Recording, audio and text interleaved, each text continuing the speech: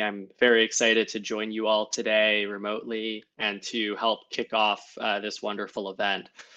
So I will be speaking about the expectations versus reality of human oversight as a form of AI regulation. Um, and I'll just note that much of what I'll be talking about is coming from an article that I wrote in Computer Law and Security Review a couple of years ago. You can see the title on the screen there. So if you're looking for further information, more citations and details on some of the studies I'm mentioning, that would be a great place to look. So let me jump in. Starting with what are the expectations that guide the development and implementation of human oversight policies. So generally speaking, human oversight policies take three different approaches into how they characterize the requirements of what human oversight is supposed to look like. The first approach is simply to restrict solely automated decisions. These types of policies call for a human to be involved. An example of this would be the GDPR. The second approach requires human discretion. It takes a somewhat more forceful direction than the first approach, saying that governments may use algorithms as long as human decision makers have discretion to override the algorithm. And then the final approach is the most substantial, which kind of adds this notion of meaningful to the second approach, requiring that human oversight or human input is meaningful. The AI Act is an example of this type of policy.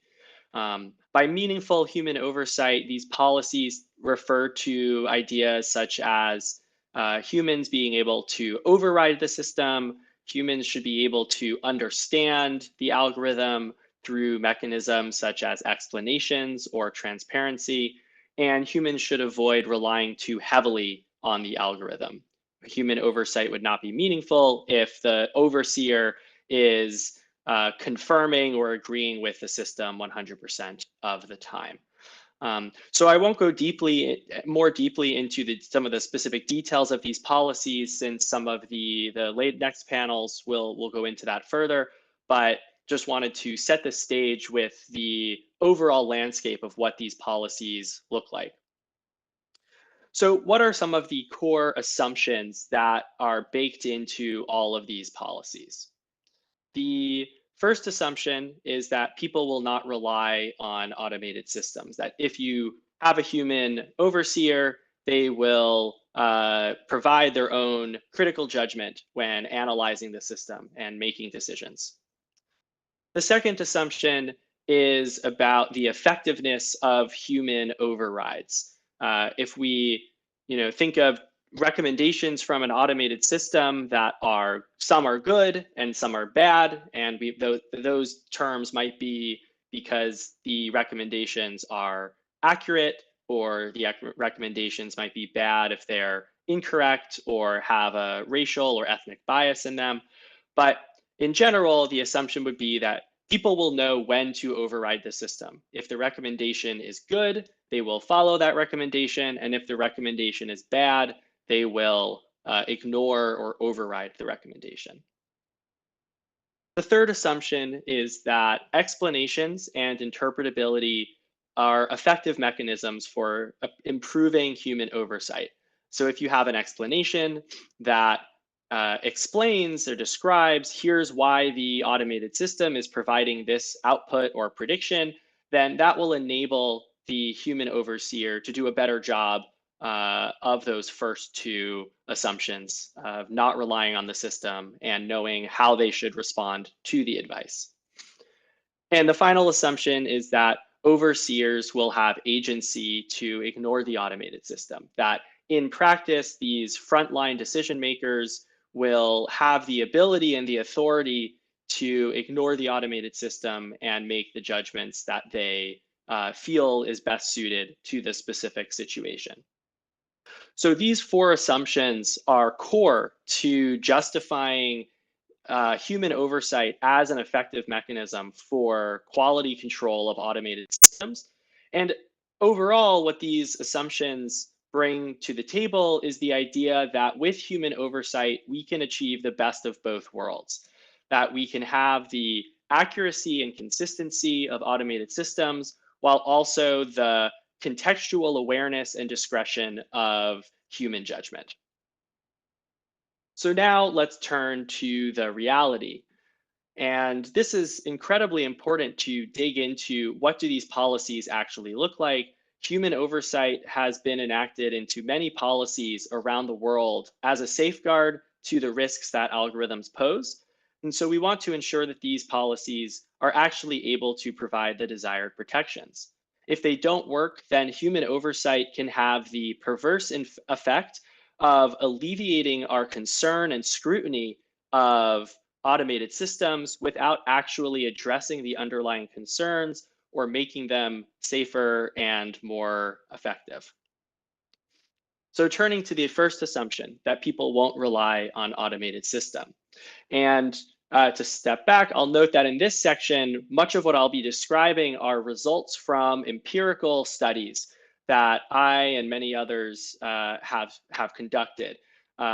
Studies looking at how people, both in the lab and in practice, respond to automated systems. So contradicting the first assumption are a number of studies. First, that many people, including experts, are susceptible to automation bias, which is a tendency to defer to automated systems, reducing the amount of critical judgment that people exhibit when making decisions.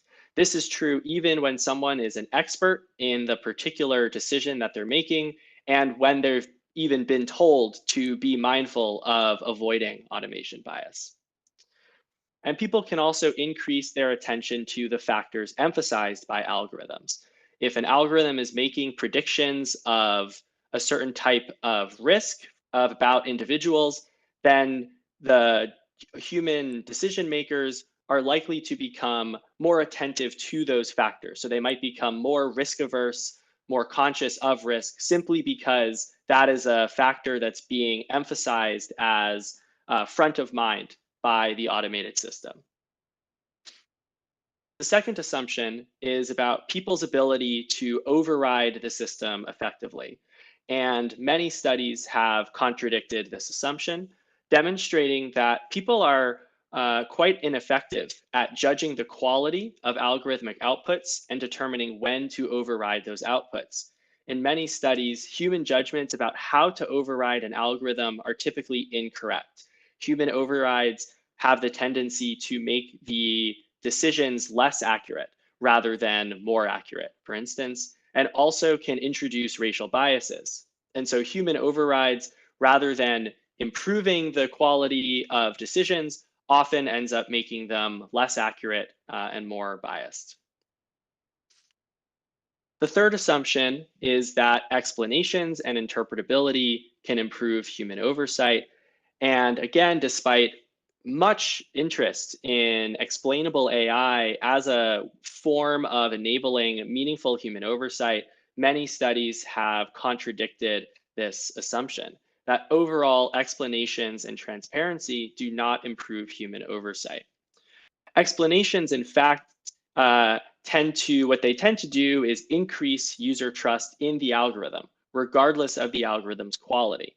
So explanations make people more likely to accept the algorithm's advice because the explanation is treated as a marker of the algorithm's quality and trustworthiness.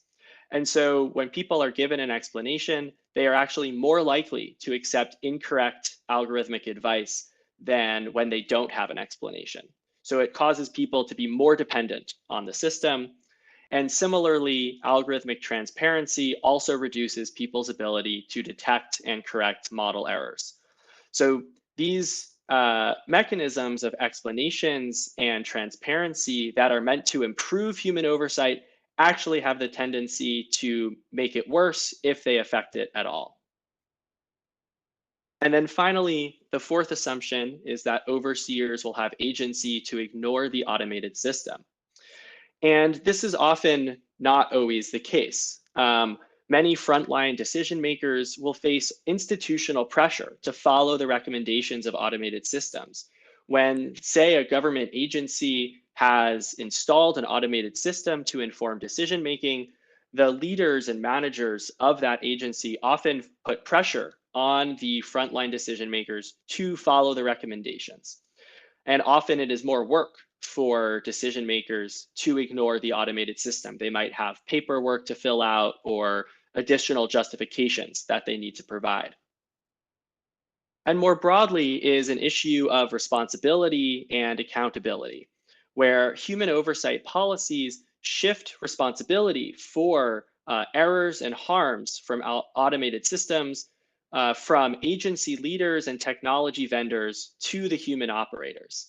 So often it is the frontline human operators who become the scapegoats for algorithms or automated systems when something goes wrong, shifting attention away from other more powerful institutional actors such as agency leaders or vendors who were the ones who often chose to implement the system, who developed it, and were responsible for testing it and ensuring its efficacy and reliability.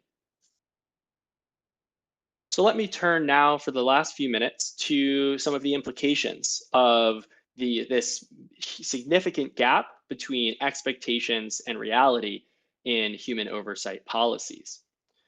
So at a high level, it's clear that we need to stop relying on human oversight as a central answer for protecting against the harms of automated systems. But what to do next is not so straightforward. The answer isn't to say, well, let's use automated systems without human oversight. But it's also not to say that we should never use automated systems at all.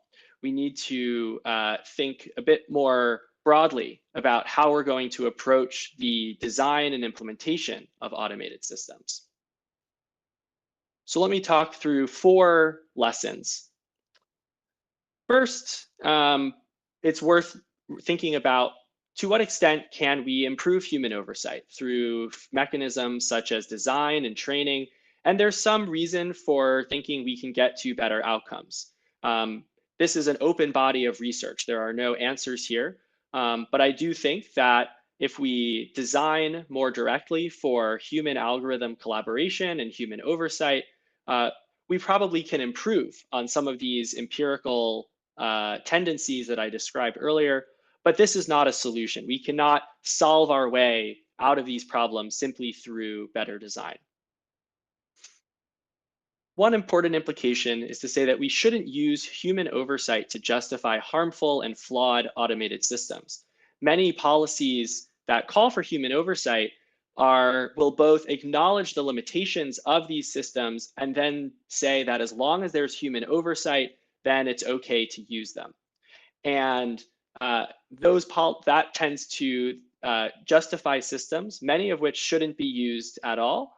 We should be thinking about where are there red lines connected to rights and safety, where certain types of applications should not be allowed to be automated, or certain decisions that require too much human discretion and shouldn't be automated. And many automated systems simply aren't reliable. If we think that an algorithm is too error prone or biased to use without human oversight, then it's probably too error prone and biased to use with human oversight. The third lesson is to require pre-deployment testing of proposed human oversight mechanisms. So essentially, given the evidence that I've described, we should be skeptical that human overseers can provide effective quality control of algorithms or other automated systems. So we should, rather than assuming that human oversight works, we should require proactive evidence demonstrating that any proposed mechanisms of human oversight will address concerns about errors, biases, safety, and so on. There are almost certainly situations where human oversight can function as intended, but we need to search for those, treating them as the exception rather than the rule. So it's not enough to simply test an automated system in isolation before deploying it. We should also be testing the automated system in combination with the humans who will be using or overseeing the system, and testing whether that combination of human plus algorithm leads to outcomes or decisions that we find acceptable. And then the final lesson is to shift accountability from overseers towards policymakers, managers, and developers. As I described earlier, one of the major issues with human oversight policies is that it shifts our scrutiny and blame towards away from policymakers and others who are the ones responsible for putting in place often harmful and flawed systems. And so we should be increasing the burden that these decision makers must overcome before they are permitted to implement an algorithm into practice, ensuring that we are having a democratic process where the public and others can recognize these higher level decisions about whether and when to implement algorithms, rather than simply assuming that if something goes wrong, we should place the blame only on the frontline decision maker. So those are four I'm sorry. general lessons. I would ask you to wrap up whenever you can for us to proceed Yes. with the panel. Yes, Thank you. that was, this is my last slide. So I'm excited to have shared these lessons and excited to see where the rest of the day's proceedings go on to. Thank you very much for having me.